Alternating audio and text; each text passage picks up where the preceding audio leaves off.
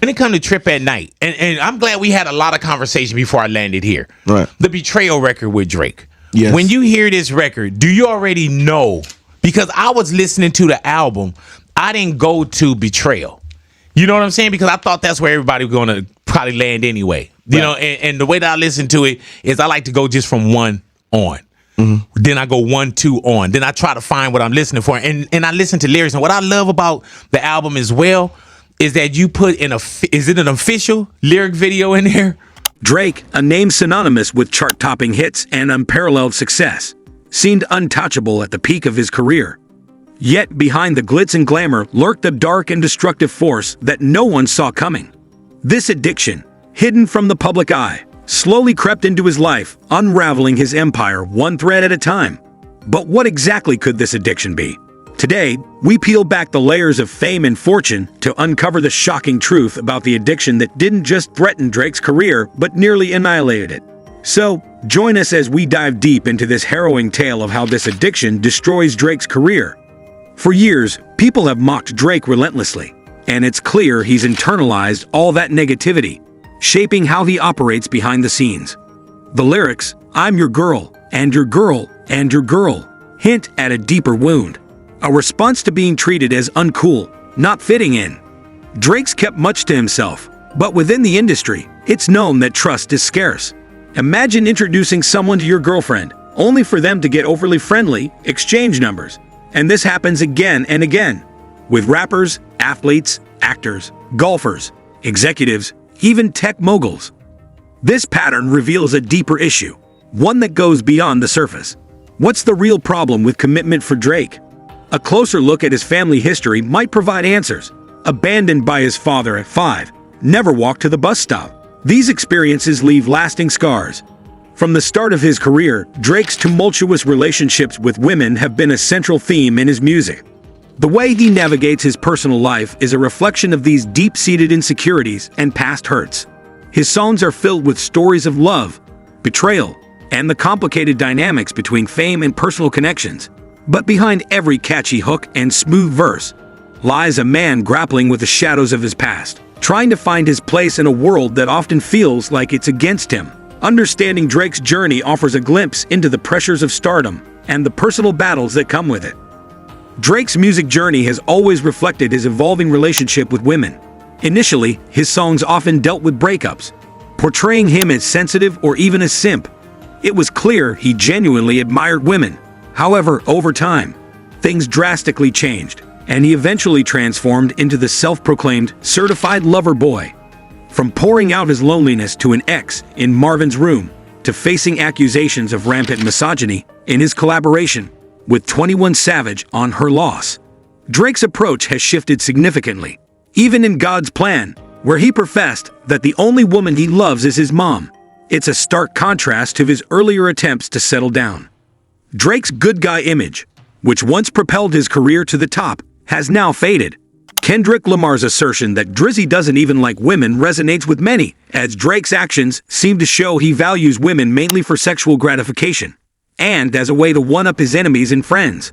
There's a growing belief that Drake has a serious sex addiction, leading to the predicament he finds himself in today. Despite presenting himself as a smart, composed, and thoughtful businessman, Drake's behavior suggests otherwise. He's known for getting involved with his friends' girlfriends, not just for physical satisfaction, but to hold something over them. This isn't just about sexual conquest. It's about power and control. It sounds wild, but it's about creating leverage, having something over someone else. Drake operates in a state of avoidance, deviating from the image that initially made him successful. He has made it clear that he's not a one-woman man at this point in his life and has no plans to change that. This attitude aligns him with many other superstars, but it also highlights a significant departure from his earlier persona. The once relatable and emotionally open Drake has become more guarded, focusing on maintaining a facade of control and superiority. His interactions with women now seem transactional, a means to an end rather than genuine connections. This shift has not only altered public perception, but also impacted his relationships within the industry. Drake's journey reflects a broader narrative about the pressures of fame and the personal changes it can trigger.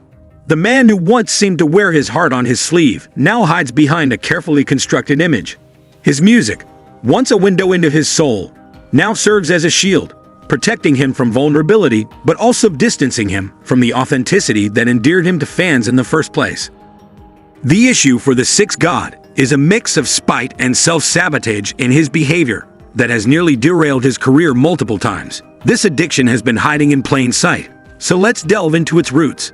As a self-styled ladies' man, it's no surprise that Drake ruffles feathers and acts impulsively when things don't go his way. Take, for example, the incident with Ice Spice. Drake flew her out to OVO Fest, only to abruptly cut ties when things didn't go as he wanted. Speculation arose that he unfollowed her on social media afterward, leading to public shaming and questioning his actions.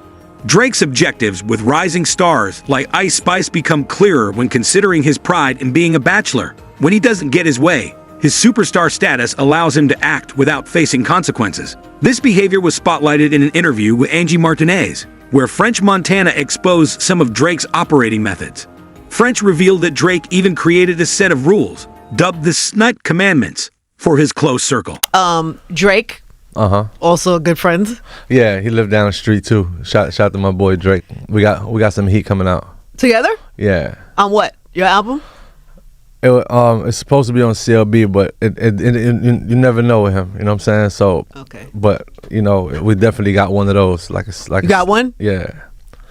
Like that one of those. Video's gonna be nuts. Yeah, like Stay Scheming Part 2 vibes. Like pop that. Like I love that. Yeah.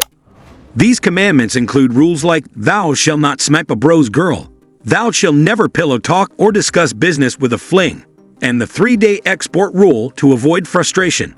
Essentially, anyone flown in should leave within 3 days to prevent complications. Drake's adherence to these rules shows a mindset akin to a man in his 20s, not caring whose toes he steps on, even if it means pursuing someone else's partner.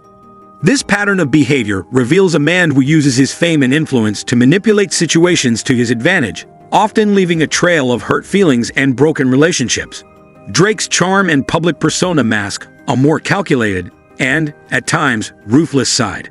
The constant need for validation and control over his romantic conquests points to deeper issues, possibly stemming from past insecurities and heartbreaks. The dichotomy between Drake's public image as a sensitive artist and his private actions as a player is stark. His music often portrays him as vulnerable and longing for real connections, while his personal life tells a story of superficial relationships and fleeting encounters. Consider the story of Naomi Sharon. Unlike Ice Spice, Naomi reportedly welcomed Drake's advances despite being in an 8-year relationship. To make matters worse, Drake had worked out with her then boyfriend just days before, only to later post an Instagram picture captioned, "Without remorse, dirty," after the story broke. Imagine having a beautiful, supportive, and faithful relationship for 8 years, with engagement and wedding planned. Then, this major opportunity comes along, and a world star calls your fiancé to sign a record deal, flies you both over, and suddenly, all the trust vanishes, leaving knives in your back and heart. Her former fiancé, Jamie Sun, expressed his heartbreak, saying, "I am no longer with the person people think I am together with. I'm no longer with the 8 years I thought I was together with."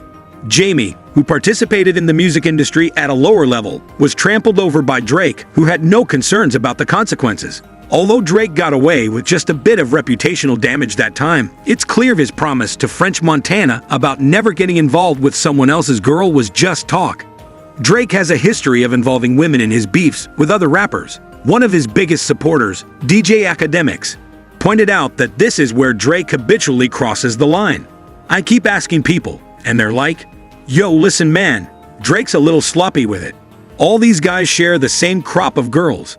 It's a thin line between these are like the community chicks that we all share and you're doing certain things to kind of disrespect," Academics noted. This behavior has always been a key part of how Drake operates. His charm and influence enable him to manipulate situations to his advantage, often at the expense of others. His actions reveal a pattern of using his star power to entangle women in his conflicts, creating a complex web of relationships and betrayals. Drake's approach to relationships and his interactions with women reflect deeper issues. His actions often contradict the sensitive, emotionally open persona he portrays in his music. Instead, he exhibits a calculated, sometimes ruthless side that leaves a trail of hurt feelings and broken relationships. Long before Future labeled Drake a fan and declared, "We don't trust you."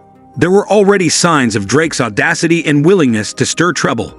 One significant instance is his decade-long feud with Chris Brown. Drake boldly sent a bottle to Chris Brown with a note that read, "I'm the love of your life." This act ignited the beef. Imagine the scene. Drake is in the club with Meek Mill and others. Chris Brown is there too, and Drake sends over a bottle with that audacious message. Such bold moves have earned Drake a reputation, prompting warnings to keep girlfriends away from him. Back when Drake and Chris Brown had bad blood over Rihanna, the tension likely made things awkward at parties, but didn't spill out into their music or the public consciousness. However, that hasn't always been the case. Just like his dispute with Future over Princess Diana, it was Drake's habit of involving himself with other people's girlfriends that led to the exposure of his ghostwriting scandal with Quentin Miller. This scandal has haunted him ever since. The ghostwriting controversy began when DJ Drama revealed that Drake didn't write some of his tracks. According to Drama, Quentin Miller recorded reference tracks in a studio in Atlanta, which Drake then sang over. This revelation stemmed from two men who felt Drake had interfered with their relationships, creating a moment that threatened to tarnish his career. Despite these incidents, Drake's willingness to push boundaries when it comes to women is evident. All right. So I'm gonna say this and we're gonna leave it, we're gonna put it to rest. Here we go. Okay. All right. My involvement in the situation was the fact that my man thought he was getting dissed with the line, "To me, your girl of your dream is really not a challenge," or whatever. Right. I said, bro, he's not dissing you. For a more dramatic example of how far Drake will go, look at his betrayal of his mentor, Lil Wayne, during a vulnerable time. This story, brought to light in a bar by Kendrick Lamar, revolves around allegations that Drake got involved with Lil Wayne's girl while Wayne was in jail. These rumors have circulated for a while. To Lil Wayne's credit, he has tried to downplay the betrayal,